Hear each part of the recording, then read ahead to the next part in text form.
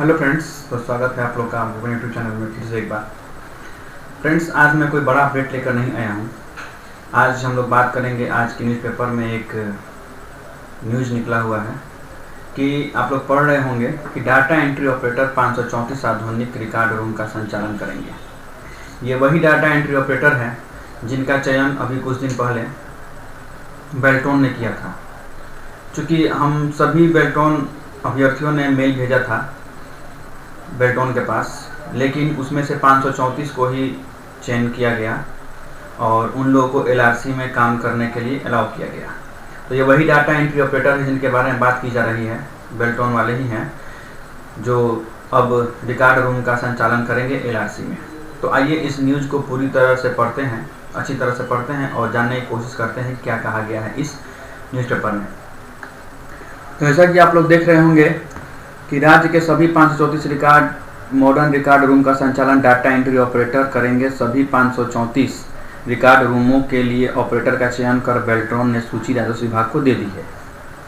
यहाँ यही कहा जा रहा है कि एलआरसी को बेल्ट्रॉन ने 534 डाटा एंट्री ऑपरेटर मुहैया कराया है, जो कि वहाँ बैठकर एलआरसी ऑफिस में और एलआरसी के काम करेंगे। ठीक है, यानी कि भूमि सुधार वगैरह का काम करेंगे। इन्हीं ऑपरेटरों को परिमार्जन और एलसीपीसी के निष्पादन की भी जिम्मेदारी दी जाएगी। अब ये एलपीसी और परिमार्जन क्या होता है मैं आपको एक बार समझा दूं कि परिमार्जन वो होता है कि जैसे आपका अगर ज़मीन का कागज़ है तो उसमें आपका नाम गलत है या फिर खाता संख्या गलत है या फिर आपका लगान गलत है, खेसरा गलत है, ये इत्यादि को सुधारने का काम ही आपका कहलाता है परिमार्जन। ठीक है, ये आपका परिमार्जन के रूप में आता है। तो जो डाटा एंट्री ऑपरेटर अभी बहाल हुए हैं उनको ये भी काम करना पड़ेगा। फिर कह रहा है लेकिन ऐसा डाटा एंट्री ऑपरेटर संचालन अधिकारी की अनुमति के बाद ही कर पाएंगे। मतलब कि जब अधिकारी इनको अलाउ करेंगे तभी ये काम डाटा एंट्री ऑपरेटर कर पाएंगे। यह अनुमति ऑनलाइन दी जाएगी। राजस्व विभाग ने सीईओ के काम का बोझ कम करने के लिए यह फैसला लिया है। इसके अलावा जाति निवास और आय प्रमाण पत्र निर्गत करने की जिम्मेवारी राजस्व अधिकारियों को देने का निर्णय लिया गया है। ठीक है, तो मतलब डाटा एंट्री ऑपरेटर का काम होगा कि वह परिमार्जन और एलपीसी का काम करेंगे। एलपीसी क्या है?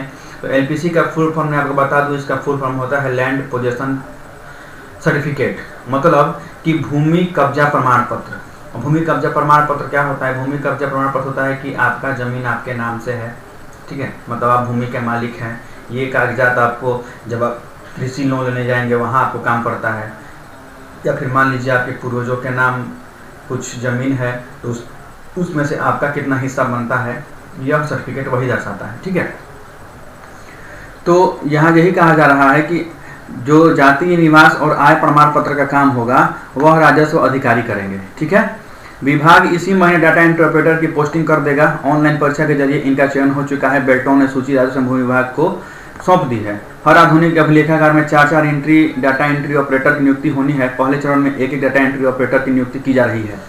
ठीक है, तो कहने का मतलब ये हुआ कि अभी ये पहला जो था वो चक्र था, यानी कि पहला चरण था।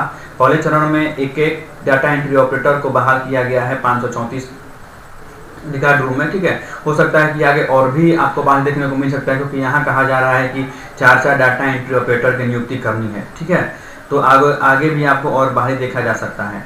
अब ये बहाली बेल्टोन वाले की जाएगी या फिर नई नियुक्ति की जाएगी, नया नोटिफिकेशन निकाला जाएगा, ये कहना अभी मुश्किल है। आगे पढ़ते हैं।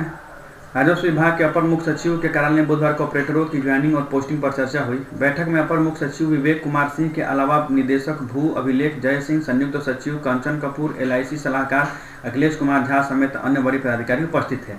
मतलब इतने अधिकारियों के उपस्थित होने के उपरांत यह मीटिंग कराई गई कि कैसे उनकी ज्वाइनिंग करानी है। ठीक है, अब यहाँ पढ़ते हैं कि कार्यशाला में नियुक्ति पत्र, डोंगल और प्रशिक्षण सामग्री की किट दी जाएगी। जो कार्यशाला होगा, जो प्रशिक्षण होगा इन लोगों का, उसमें इन लोगों को क्या दिया जाएगा? नियुक्ति पत्र, डोंगल और प्रशिक्षण सामग्री दी जाएगी। ठीक है, तो देखते हैं। बैठक में हुए फैसले के अनुसार सभी 534 डाटा एंट्री ऑपरेटरों को पटना के ज्ञान भवन में 1 दिवसीय कार्यशाला आयोजित कर नियुक्ति पत्र, डोंगल और प्रशिक्षण सामग्री की किट दी जाएगी। ठीक है, एक दिन इन लोगों का जो है कार्यशाला होगा, जो कि 20 तारीख को होगा, 20 सितंबर को होगा। और इस 1 दिवसीय कार्यशाला में इन लोगों का क्या दिया जाएगा? तो नियुक्ति पत्र दिया जाएगा, कहाँ इनको नियुक्त किया जा रहा है, डोंगल दिया जाएगा। ठीक है, और प्रशिक्षण सामग्री दी जाएगी, मतलब कि ट्रेनिंग किट दिया जाएगा कि उसी के अनुसार उन लोगों का ट्रेनिंग होगा। ठीक है, तो यहाँ इन लोगों का ट्रेनिंग 20 तारीख को होगा, 20 नवंबर को। उद्घाटन विभाग के मंत्री रामसूरत कुमार करेंगे। सभी नवनियुक्त कर्मियों का डाटा सॉफ्टवेयर में फीड किया जाएगा और उनके बारे में सारी जानकारी ऑनलाइन उपलब्ध रहेगी। उन लोग का नाम पता जो भी होगा वो डाटा उन लोग का सॉफ्टवेयर में फीड किया जाएगा, ताकि उन लोग का सारा जानकारी ऑनलाइन रहेगी, कौन कौन या 5 जो 34 डाटा एंट्री ऑपरेटर हैं। ठीक है, उनकी ट्रांसफर पोस्टिंग विभाग से ही होगी।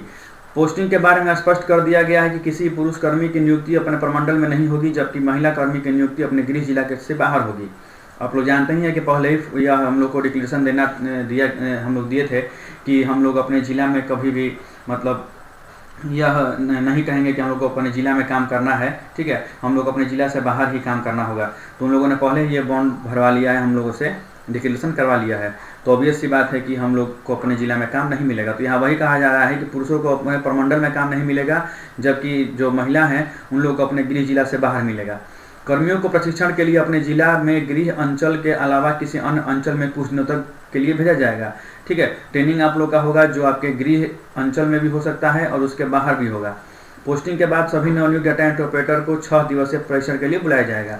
और यहाँ ध्यान दीजिए आप लोग कि आपका जब नियुक्ति हो जाएगा उसके बाद आप लोग को 6 दिन के बुलाया जाएगा और आप लोग को ट्रेनिंग दिया जाएगा। ठीक है, और मैं एक और बात बता दूं आप लोग को कि यह ट्रेनिंग जो होगा वह 60 अभ्यर्थियों का ग्रुप बनाकर लिया जाएगा। 60 अभ्यर्थियों को एक साथ रखा जाएगा, यानी कि 60 अभ्यर्थियों का 9 ग्रुप बनाया जाएगा।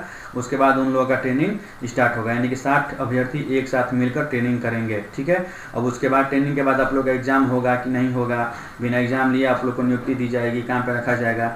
ये सब बात अभी क्लियर नहीं हुआ है, क्योंकि फॉर्म भरने से पहले यही कहा गया था कि ट्रेनिंग होगा, उसके बाद आप लोग का एग्जाम होगा। एग्जाम में जो पास होंगे वही इसमें काम कर पाएंगे, लेकिन अभी तक एग्जाम का कोई बात नहीं है। अभी तक यही है कि आप लोग को ट्रेनिंग दिया जाएगा 6 दिन का, और 6 दिन के ट्रेनिंग के बाद आप लोग को नियुक्ति पत्र दिया, मतलब आप लोग काम कर सकेंगे। ठीक है, तो मस्त रहिए, धन्यवाद, अपने परिवार का ख्याल रखिए।